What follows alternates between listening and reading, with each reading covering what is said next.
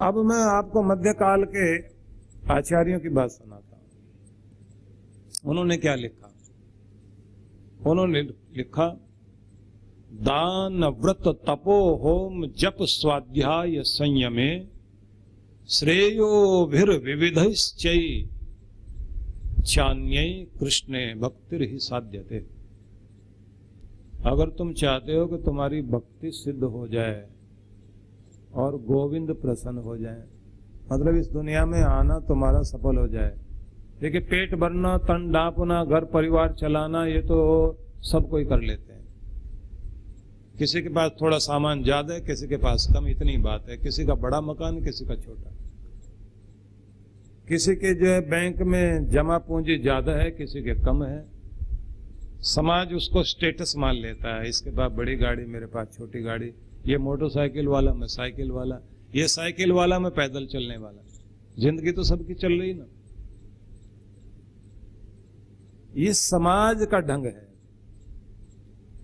जीवन तो पूरा हो जाएगा, लेकिन जीवन में दूसरी बात आती है कि जहां भी आप रहते हैं, जिस रूप में रहते हैं, आप कितने जीवन से संतुष्ट हैं और कितने खुश हैं। अगर आप करोड़ों अरबों पति भी हैं लेकिन जिंदगी से न संतुष्ट हैं न खुश हैं, तो आप जो है गरीब से भी बदतर है। ये ध्यान रख लेना। और अगर झोपड़ी में भी रहते हो और संतुष्ट हो और आनंदित हो, न किसी का देना न किसी का सिर पर कर्जा, आराम से जिंदगी चल रही है, प्रेम प्यार से रह रहे हैं, तो आपसे बढ़कर अमीरी दुनिया में किसी की नहीं है। ये ध्यान रख लेना। आपके घर में प्रेम प्यार है, आपके बच्चे लायक हैं, आपका सब ध्यान करते हैं, आपका मान प्यार है, आपको मिलने वाले भले ही 400 नहीं, सिर्फ 4 हैं, लेकिन जितने भी हैं उनके साथ प्रेम प्यार है, उठने बैठने में इज्जत मान है। छोटे मकान में रहते हैं, आप संतुष्ट, शांत, आनंदित हैं, तो जिंदगी सफल है। जीवन की सफलता इस बात में है कि आर्थिक रूप से भी आत्मनिर्भर रहें, शरीर स्वस्थ रहे, परिवार में प्रेम प्यार रहे, समाज में मान सम्मान रहे, और ईश्वर और गुरु के द्वारा आपके जीवन में आध्यात्मिक विकास हो। ये 5 चीजें अगर आपके जीवन में हैं, तो माना जाता है कि आप एक बेहतर और अनुकरणीय जीवन जी रहे हैं। बुद्ध राजकुमार सिद्धार्थ के रूप में थे और सारी सुख सुविधा सब कुछ उनको प्राप्त था। और उस समय की बहुत सुंदर महिला जो महाराज शुद्धोधन की बेटी थी, यशोधरा, उससे उसकी शादी हुई और एक बेटा भी हो गया। उसके बाद भी वो महल छोड़कर भाग खड़े हुए। कारण बताए जाते हैं कि उन्होंने एक बीमार को देखा, पूछा, ये व्यक्ति इतना बीमार क्यों है? बताया गया कि आदमी का शरीर कितना भी अच्छा क्यों ना हो, एक बीमारी लग जाए तो सारा रंग रूप चला जाता है। अब वो पूछते हैं, इतना भयंकर परिवर्तन कैसे आता? बोले, बीमारी लग सकती है और आदमी सदा स्वस्थ रहता नहीं, समस्याएं तो आती हैं। फिर एक बूढ़े आदमी को देखा, लाठी टेकता हुआ जा रहा है। इस आदमी की ये दशा क्यों हो गई? दूसरे व्यक्ति ने बताया कि जवानी के समय में ये इतना जबरदस्त इंसान था कि ये पांव मारता था जमीन पर, तो जहां बहुत पोली जमीन होती थी, गीली जमीन होती थी, तो पानी निकल आता था वहां से।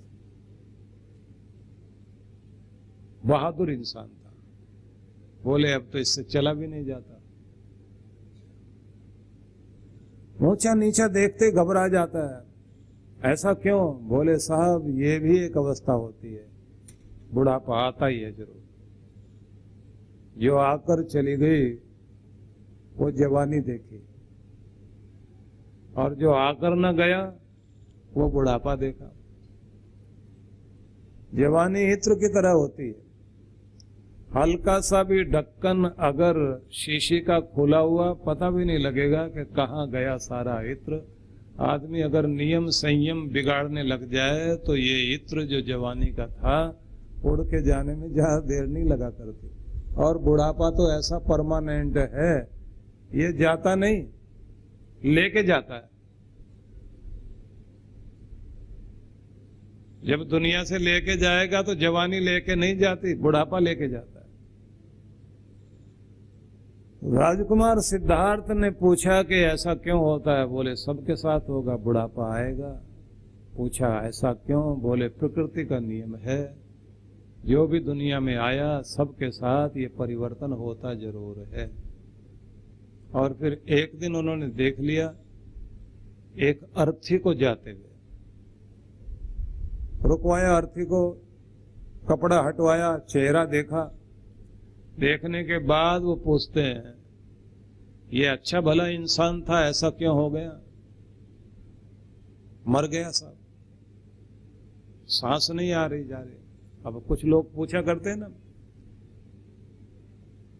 कि फला आदमी मरा कैसे है? छोटा सा बच्चा कहता सांस लेना भूल गया। अब कोई सांस लेना भूल सकता है क्या? याद ही नहीं रखना पड़ता, सांस तो अपना काम कर रहा है, आएगा जाएगा आएगा जाएगा। लेकिन जब आखिर में सांस उखड़ने लग जाता है, कितना भी याद करो कि सांस आए सांस आए सांस आए, नहीं आता। फिर ये पूछता है कि ये जो स्थिति आई ये क्यों हुई?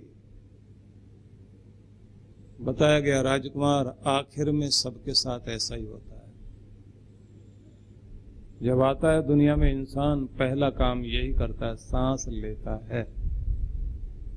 और जब दुनिया से जाता है तो आखिरी काम यही करता है, सांस छोड़ता है। और समझदार व्यक्ति ने समझाते समझाते ये भी कह दिया कि राजकुमार ये याद रखो, हर पल एक सांस आती है, जीवन आता है अंदर, और हर पल एक सांस बाहर जाती है। जो कह रही है जीवन बाहर जा रहा है, और कभी कभी ऐसा होता है कि गया हुआ सांस वापस आता ही नहीं, गया तो गया फिर नहीं लौटा करता, और ये एक दिन होता जरूर है।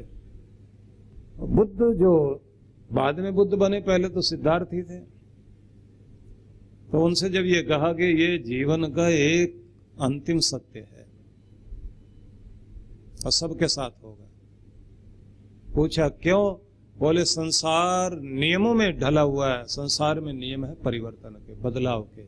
हर चीज बनती भी है, बिगड़ती भी है, बदलती भी है, तो जीवन का अंतिम बदलाव ये है। मन में प्रश्न उठा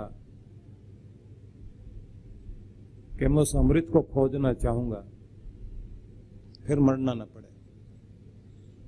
तो बुद्ध ने अपने संदेशों में जब वो अपनी साधना करके आए, उनमें एक बड़ा अद्भुत संदेश ये दिया कि बहुत मर चुके हो, अब मरना बंद करो।